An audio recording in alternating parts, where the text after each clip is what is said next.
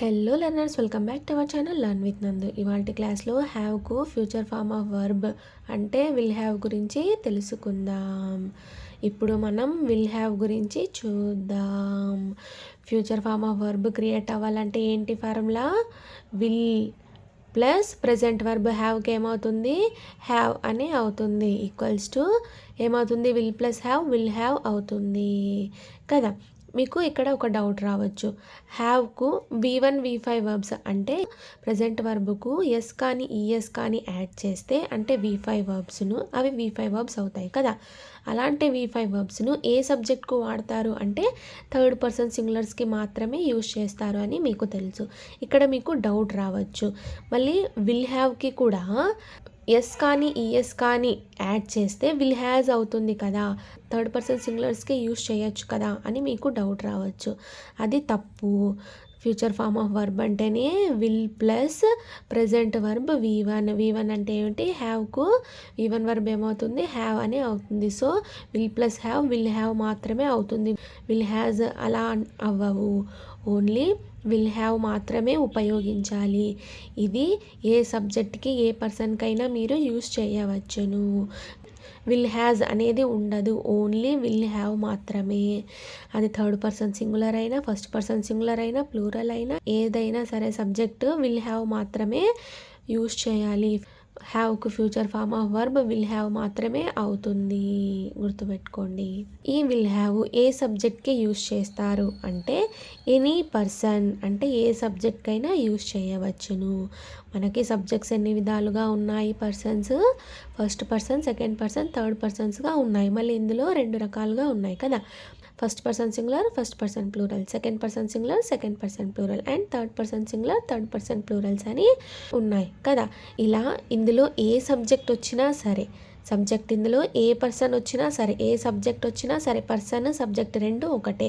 So ఏ person వచ్చినా సరే will have మాత్రమే యూజ్ చేయాలి. ఫ్యూచర్ని చెప్పాలి, తెలియచేయాలి అని అంటే విల్ హ్యావ్ మాత్రమే యూజ్ చేయాలి.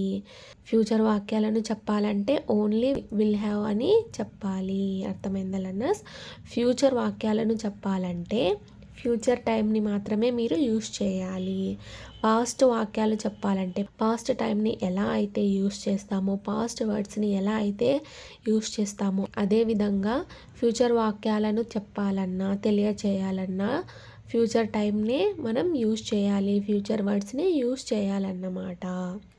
ఈ విల్ హ్యావ్కు తెలుగు మీనింగ్స్ ఏవి అవుతాయి అనంటే కలిగి ఉంటాను, కలిగి ఉంటాము, కలిగి ఉంటావు, కలిగి ఉంటారు, కలిగి ఉండిరి, కలిగి ఉంటాడు, కలిగి ఉంటుంది అనేవి ఈ విల్ హ్యావ్కు తెలుగు మీనింగ్స్ అవుతాయి.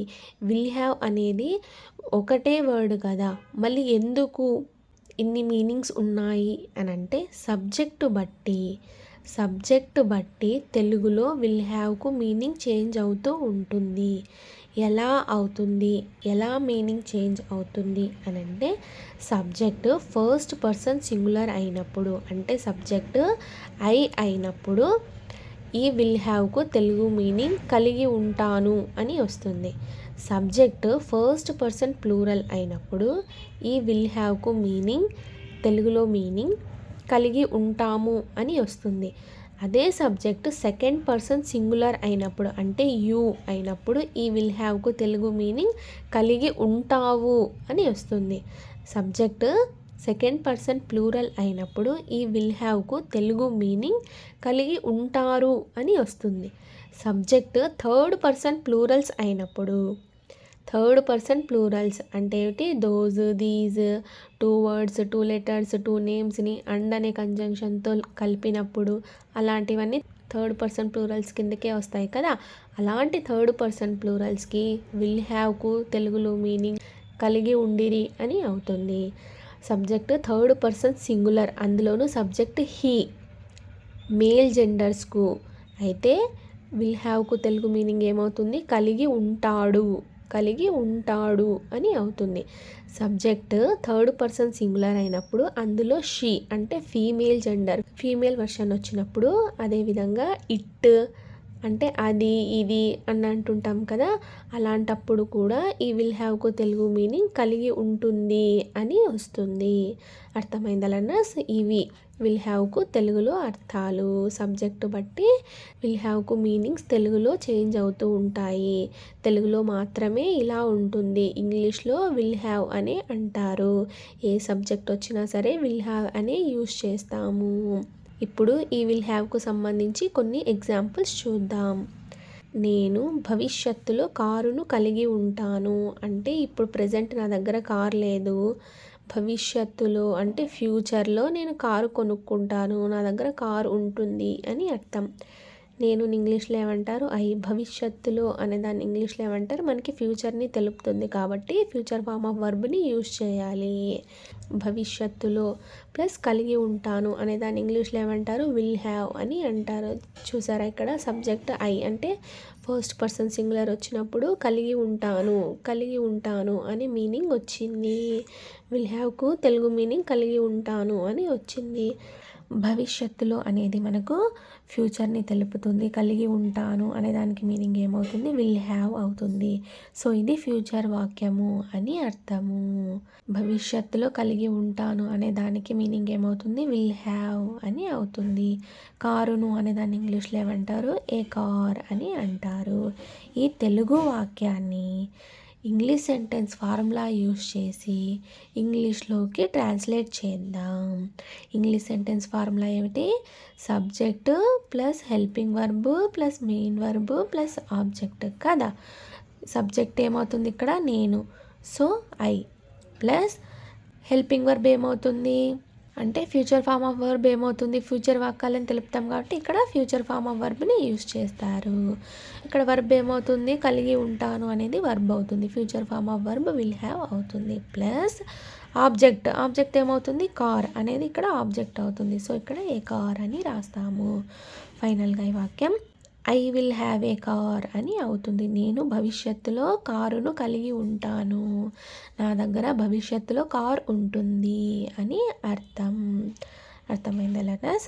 ఐ అనేది ఫస్ట్ పర్సన్ సింగులర్ అవుతుంది, సబ్జెక్ట్ అవుతుంది. విల్ హ్యావ్ అనేది హ్యావ్కు ఫ్యూచర్ ఫామ్ ఆఫ్ వర్బ్ అవుతుంది. ఏ కార్ అనేది ఇక్కడ ఆబ్జెక్ట్ అవుతుంది. నేను వచ్చే నెల జీతము కలిగి ఉంటాను. వచ్చే నెల అనేది మనకు ఫ్యూచర్ని తెలుపుతుంది, ఫ్యూచర్ వాక్యం అవుతుంది. కలిగి ఉంటాను అంటే కలిగి ఉంటాను అది ఫ్యూచర్లోనే జరుగుతుంది కదా. కలిగి ఉంటాను అంటే ఇప్పుడు ప్రజెంట్ అయితే నా దగ్గర లేదు, నెక్స్ట్ మంత్ శాలరీ వస్తుంది అని అర్థం. నా దగ్గర వచ్చే నెల జీతం ఉంటుంది అని అర్థం. నేను ఇంగ్లీష్లో ఏమంటారు? అని అంటారు. వచ్చే నెల అనేదాన్ని ఇంగ్లీష్లో ఏమంటారు? Next month. జీతం ఇంగ్లీష్లో ఏమంటారు? శాలరీ. కలిగి ఉంటాను అనేదాన్ని ఇంగ్లీష్లో ఏమంటారు? విల్ హ్యావ్ అని అంటారు. ఫైనల్గా ఈ వాక్యం ఇంగ్లీష్ సెంటెన్స్ ఫార్ములా యూజ్ చేసి రాసినట్టయితే I will have salary next month అని అవుతుంది. ఫ్యూచర్ వాక్యాలు చెప్పేటప్పుడు ఫ్యూచర్ టైంని మాత్రమే యూజ్ చేయవలెను. ఐ అనేది సబ్జెక్ట్ అవుతుంది, విల్ హ్యావ్ అనేది ఫ్యూచర్ ఫామ్ ఆఫ్ వర్బ్ అవుతుంది, శాలరీ నెక్స్ట్ మంత్ అనేది ఇక్కడ ఆబ్జెక్ట్ అవుతుంది. నెక్స్ట్ మంత్ అనేది మనకు మంత్ అంటే పర్టికులర్ టైంను తెలుపుతుంది. నెక్స్ట్ మంత్ కల్లా నా దగ్గర జీతం ఉంటుంది, ఇప్పుడైతే లేదు, నెక్స్ట్ మంత్ ఉంటుంది అని అర్థం. ఫ్యూచర్ టైం వాడండి అంటే ఫ్యూచర్ వాక్యాలు కదా, సో ఫ్యూచర్ టైంను మనం వాడాలన్నమాట. మేము మంచి స్నేహితులు కలిగి ఉంటాము అంటే మేము ఫ్యూచర్లో మంచి ఫ్రెండ్స్ని, గుడ్ ఫ్రెండ్స్ని కలిగి ఉంటాము అని అర్థం. మేము ఇంగ్లీష్లో ఏమంటారు? మంచి స్నేహితులు అనేదాన్ని ఇంగ్లీష్లో ఏమంటారు? Good friends. కలిగి ఉంటాము అనేదాన్ని ఇంగ్లీష్లో ఏమంటారు? విల్ హ్యావ్ అని అంటారు. చూసారు ఇక్కడ సబ్జెక్ట్ అంటే ఫస్ట్ పర్సన్ ప్లూరల్ అయినప్పుడు తెలుగులో మీనింగ్ విల్ హ్యావ్కు కలిగి ఉంటాము అని వచ్చింది. సబ్జెక్ట్ బట్టి విల్ హ్యావ్కు మీనింగ్స్ చేంజ్ అవుతూ ఉంటాయి. తెలుగులో మాత్రమే ఈ డిఫరెన్స్ ఉంది, ఇంగ్లీష్లో విల్ హ్యావ్ అనే అంటారు. ఫైనల్గా ఈ వాక్యం we will have good friends అని అవుతుంది. వీ అనేది ఫస్ట్ పర్సన్ ప్లూరల్ అవుతుంది, విల్ హ్యావ్ అనేది హ్యావ్కు ఫ్యూచర్ ఫామ్ ఆఫ్ వర్బ్ అవుతుంది, గుడ్ ఫ్రెండ్స్ అనేది ఇక్కడ ఆబ్జెక్ట్ అవుతుంది. నీవు ఒక వాచ్ను కానుకగా కలిగి ఉంటావు. ఇక్కడ సెకండ్ పర్సన్ సింగులర్ యు అంటే నీవు అని మీనింగ్ వచ్చినప్పుడు కలిగి ఉంటావు అని వస్తుంది. అదే సబ్జెక్ట్ మీరు సెకండ్ పర్సన్ ప్లూరల్ అయినప్పుడు ఇక్కడ కలిగి ఉంటారు అని విల్ హ్యావ్కు మీనింగ్ వస్తుంది. అర్థమైందా లెర్నర్స్? ఇలా డిఫరెన్స్ ఓన్లీ తెలుగులో మాత్రమే ఉంది. ఇంగ్లీష్లో విల్ హ్యావ్ అని యూస్ చేస్తాము. నీవు ఒక వాచ్ను కానుకగా కలిగి ఉంటావు అనేది ఫ్యూచర్ వాక్యం అవుతుంది. అంటే సబ్జెక్ట్ సెకండ్ పర్సన్ సింగులర్ అయినప్పుడు ఇదే వాక్యమే వస్తుంది. ఇంగ్లీష్లో ఏమవుతుంది అని అంటే you will have a watch for gift అని అవుతుంది. అదే సబ్జెక్టు మీరు అని తీసుకున్నప్పుడు సెకండ్ పర్సన్ ప్లూరల్ అయినప్పుడు మీరు ఒక వాచ్ను కానుకగా కలిగి ఉంటారు అని అవుతుంది. ఇంగ్లీష్లో మటుకు you will have a watch for gift అని వస్తుంది. ఇంగ్లీష్లో మాత్రం సేమ్ ఇలానే వస్తుంది. బట్ తెలుగులో మాత్రమే నీవుకు మీరుకు ఇక్కడ మీనింగ్స్ కలిగి ఉంటావు కలిగి ఉంటారు అని అవుతుంది. అర్థమైందా లెర్నర్స్? నీవు లేదా మీరు ఇంగ్లీష్లో ఏమంటారు? యూ అని అంటారు. ఒక వాచ్ను అనేదాన్ని ఇంగ్లీష్లో ఏమంటారు? ఏ వాచ్. కానుకగా అనేదాన్ని ఇంగ్లీష్లో ఏమంటారు? For gift. కలిగి ఉంటావు లేదా కలిగి ఉంటారు అనేదాన్ని ఇంగ్లీష్లో ఏమంటారు? విల్ హ్యావ్ అని అంటారు. అంటే నా బర్త్డే వస్తుంది నెక్స్ట్ మంత్, అప్పుడు నువ్వు వాచ్ను గిఫ్ట్గా కలిగి ఉంటావు అని అంటుంటారు కదా, అలాంటి సందర్భాల్లో యూజ్ అవుతుంది ఈ వాక్యము. ఫైనల్గా ఈ వాక్యం ఇంగ్లీష్ సెంటెన్స్ ఫార్ములా యూజ్ చేసి ఇంగ్లీష్లో రాసినట్టయితే you will have a watch for gift అని అవుతుంది. యూ అనేది సెకండ్ పర్సన్ సింగులర్గా తీసుకున్నట్టయితే సెకండ్ పర్సన్ సింగులర్ అవుతుంది. అదే సబ్జెక్ట్ సెకండ్ పర్సన్ ప్లూరల్గా తీసుకున్నట్టయితే సెకండ్ పర్సన్ ప్లూరల్ అవుతుంది. బట్ ఇంగ్లీష్లో మటుకు యూ అనే వస్తుంది. విల్ హ్యావ్ అనేది ఫ్యూచర్ ఫామ్ ఆఫ్ వర్బ్ అవుతుంది. ఏ వాచ్ ఫర్ గిఫ్ట్ అనేది ఇక్కడ ఆబ్జెక్ట్ అవుతుంది. అర్థమైందా లెర్నర్స్? విల్ హ్యావ్ అంటేనే ఇక్కడ ఫ్యూచర్ని తెలుపుతుంది అని అర్థం. రామన్ మంచి కాలేజీని కలిగి ఉంటాడు. ఇక్కడ చూసారా, సబ్జెక్ట్ థర్డ్ పర్సన్ సింగులర్ అయినప్పుడు అంటే సబ్జెక్ట్ హీ మేల్ జెండర్ అయినప్పుడు ఇక్కడ కలిగి ఉంటాడు డూ అనే మీనింగ్ వచ్చింది. అర్థమైందా లెర్నర్స్? ఉంటాడు అనే మీనింగ్ వచ్చింది. సో థర్డ్ పర్సన్ సింగులర్స్ వచ్చినప్పుడు జెండర్ మేల్ అయినప్పుడు ఇక్కడ కలిగి ఉంటాడు అని అవుతుంది. రామన్ ఇంగ్లీష్లో ఏమంటారు? రామన్. మంచి కాలేజీని అనేదాన్ని ఇంగ్లీష్లో ఏమంటారు? Good college. కలిగి ఉంటాడు అనేదాన్ని ఇంగ్లీష్లో ఏమంటారు? విల్ హ్యావ్ అని అంటారు. విల్ హ్యాస్ కాదు, will have. Future form of verb అంటేనే విల్ హ్యావ్ అని గుర్తుపెట్టుకోండి. మళ్ళీ ఇందులో విల్ హ్యాస్ ఉంటుంది కదా అని మీకు వేరే థాట్ రాకూడదు. ఫ్యూచర్ ఫామ్ ఆఫ్ వర్బ్ అంటేనే విల్ హ్యావ్. దానికి formula will plus present verb V1. Will plus V1 అంతే. రామన్ మంచి కాలేజీని కలిగి ఉంటాడు అని వాక్యం ఇంగ్లీష్లో రాస్తే Raman will have good college అని అవుతుంది. రామన్ అనేది థర్డ్ పర్సన్ సింగులర్ అవుతుంది. విల్ హ్యావ్ అనేది ఫ్యూచర్ ఫామ్ ఆఫ్ వర్బ్ అవుతుంది. గుడ్ కాలేజ్ అనేది ఇక్కడ ఆబ్జెక్ట్ అవుతుంది. రామన్ ఒకడే కదా, థర్డ్ పర్సన్ సింగులర్ కదా అని హ్యాస్కు విల్ హ్యాజ్ అవుతుంది కదా ఫ్యూచర్ ఫామ్ ఆఫ్ వర్బ్ అని అవుతుంది కదా అని అనుకోవచ్చు. కానీ అది రాంగ్. విల్ హ్యాజ్ అనేది పెట్టరాదు. విల్ హ్యాజ్ అనేది లేదు ఇంగ్లీష్లో.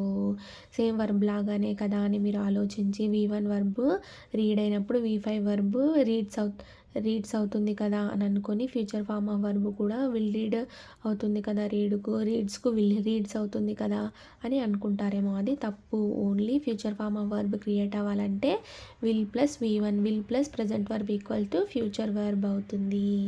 అర్థమైందా లెర్నర్స్? ఓన్లీ విల్ హ్యావ్ మాత్రమే ఉంటుంది. విల్ హ్యాజ్ అనేది ఉండదు. సబ్జెక్ట్ ఏది వచ్చినా సరే విల్ హ్యావ్ మాత్రమే యూజ్ చేయాలి ఫ్యూచర్ వాక్యాలకు.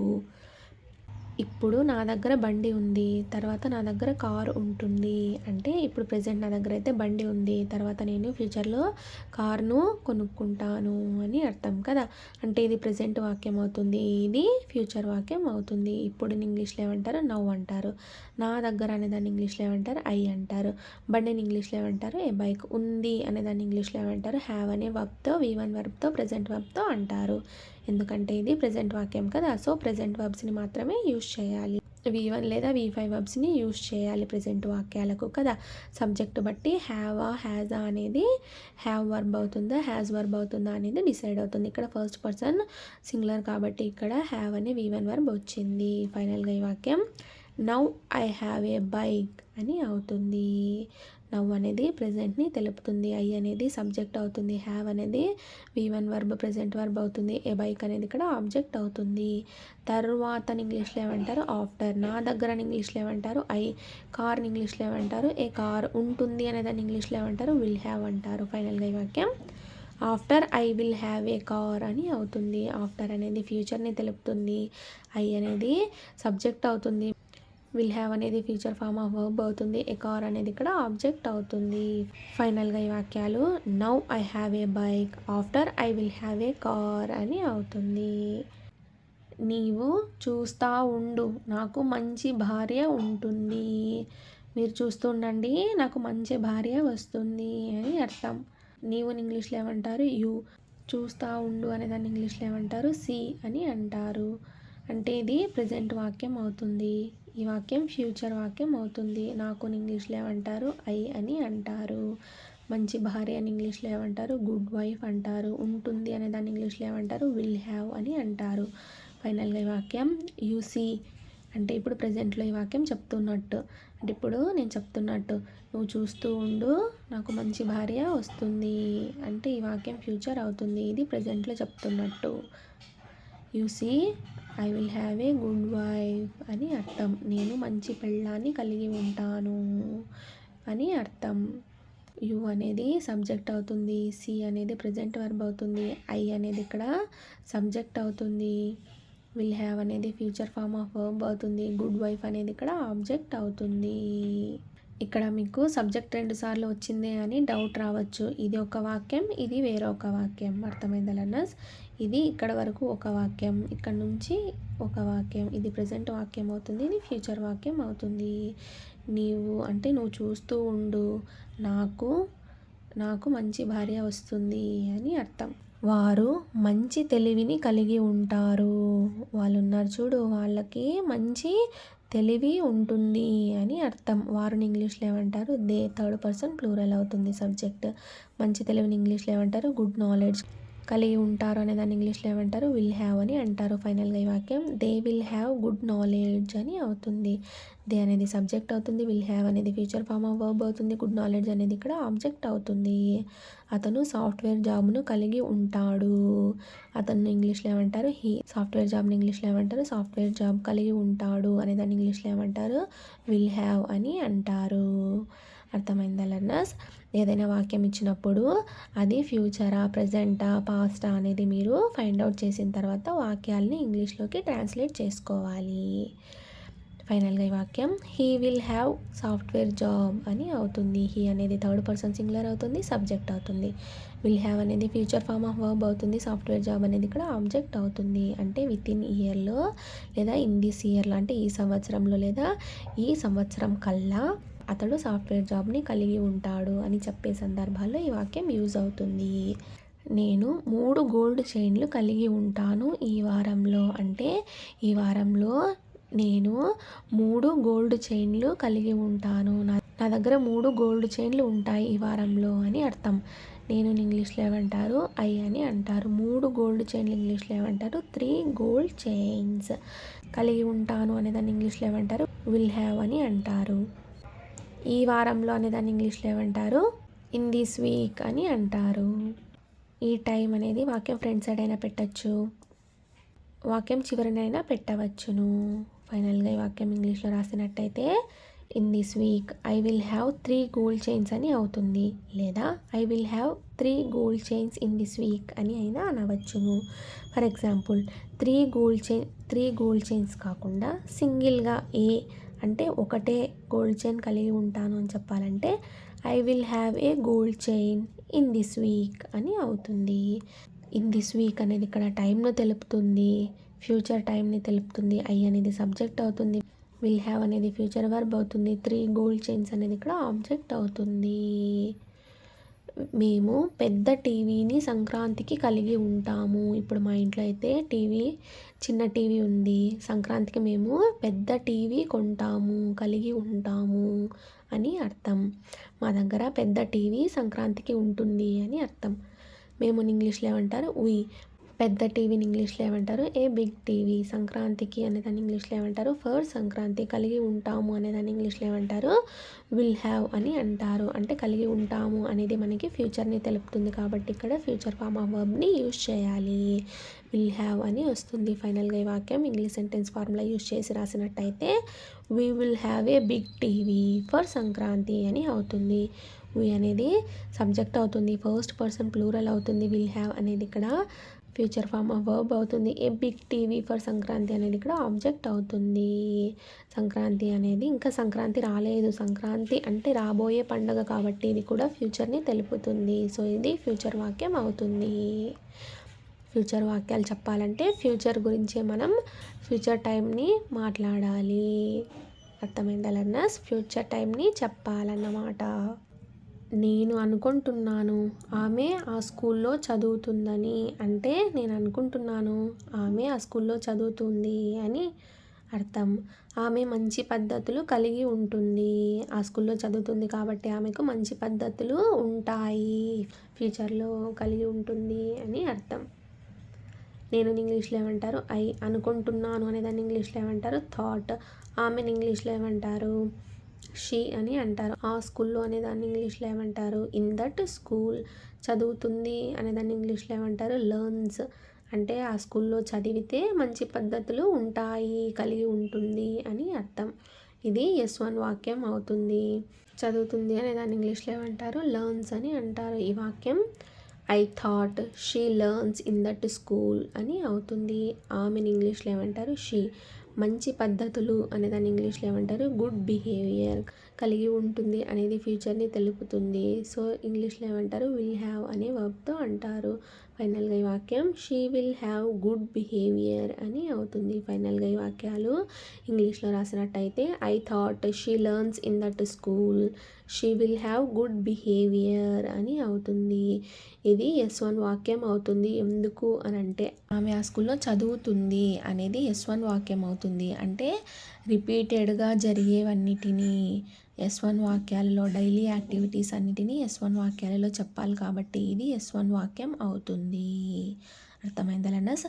అంటే ఒకరోజు స్కూల్కి పోయి మరుసటి రోజు పోకుండా ఉండేది కాదు కదా. స్కూల్ అంటేనే ప్రతిరోజు వెళ్ళాలి, మనం చదువుతూనే ఉండాలి, రిపీటెడ్గా అది జరుగుతూనే ఉంటుంది కాబట్టి ఇది S1 వాక్యం అవుతుంది. సో షీ లర్న్స్ అనే V5 వర్బ్ వచ్చింది. ఇక్కడ విల్ హ్యావ్ అని ఎందుకు వచ్చింది అని అంటే కలిగి ఉంటుంది, ఆ స్కూల్లో చదువుతుంది కాబట్టి ఆమెకి మంచి పద్ధతులు ఉంటుంది అని అర్థం. అర్థమైందా లెర్నర్స్? కలిగి ఉంటుంది, ఫ్యూచర్లో కలిగి ఉంటుంది అనేది మనకు ఇంగ్లీష్లో ఏమంటారు? విల్ హ్యావ్ అని అంటారు. ఫ్యూచర్ వర్బ్ అవుతుంది. సో ఇది ఫ్యూచర్ వాక్యం అవుతుంది. దసరాకి మనం మంచి సినిమాని కలిగి ఉంటాము. అంటే దసరా పండుగకి మనం మంచి సినిమాను కలిగి ఉంటాము అని అర్థం. దసరాకి అనేదాన్ని ఇంగ్లీష్లో ఏమంటారు? ఫర్ దసరా. మనం ఇంగ్లీష్లో ఏమంటారు? వీ. మంచి సినిమాని అనేదాన్ని ఇంగ్లీష్లో ఏమంటారు? Good film. కలిగి ఉంటాము అనేదాన్ని ఇంగ్లీష్లో ఏమంటారు? విల్ హ్యావ్ అని అంటారు. ఫైనల్గా ఈ వాక్యం for Dasara we will have good film అని అవుతుంది. ఫర్ దసరా అనేది ఫెస్టివల్ అవుతుంది. అంటే ఫ్యూచర్ టైంను తెలుపుతుంది. పాస్ట్ గురించి కాదు, ఫ్యూచర్లో. అంటే దసరా అనేది ఇంకా పండుగ అయిపోలేదు. దసరా వచ్చినప్పుడు మంచి సినిమాను మనం కలిగి ఉంటాము అని అర్థం. వి అనేది సబ్జెక్ట్ అవుతుంది. విల్ హ్యావ్ అనేది ఫ్యూచర్ ఫామ్ ఆఫ్ వర్బ్ అవుతుంది. గుడ్ ఫిల్మ్ అనేది ఇక్కడ ఆబ్జెక్ట్ అవుతుంది. నేను పండుగకు కొత్త బట్టలు కలిగి ఉంటాను. అంటే పండుగకు నాకు కొత్త బట్టలు వస్తాయి, కొత్త బట్టలు నా దగ్గర ఉంటాయి అని అర్థం. నేను ఇంగ్లీష్లో ఏమంటారు? ఐ అని అంటారు. పండుగకు అనేదాన్ని ఇంగ్లీష్లో ఏమంటారు? For festival. కొత్త బట్టలు ఇంగ్లీష్లో ఏమంటారు? New clothes. కలిగి ఉంటాను అనేదాన్ని ఇంగ్లీష్లో ఏమంటారు? విల్ హ్యావ్ అని అంటారు. ఫైనల్గా ఈ వాక్యం for festival I will have new clothes అని అవుతుంది. లేదా ఈ ఫెస్టివల్ అనేది ఇట్ సైడ్ వాక్యం చివరినైనా పెట్టవచ్చును. I will have new clothes for festival అని అయినా అనవచ్చును. ఐ అనేది సబ్జెక్ట్ అవుతుంది. విల్ హ్యావ్ అనేది ఫ్యూచర్ ఫామ్ ఆఫ్ వర్బ్ అవుతుంది. న్యూ క్లోత్స్ అనేది ఇక్కడ ఆబ్జెక్ట్ అవుతుంది. ఫర్ ఫెస్టివల్ అనేది టైంను తెలుపుతుంది. డాక్టర్స్ విల్ హ్యావ్ పేషెంట్స్ అంటే ఇది తెలుగులో ఏమవుతుంది, డాక్టర్స్ పేషెంట్స్ని కలిగి ఉంటారు అని అర్థము.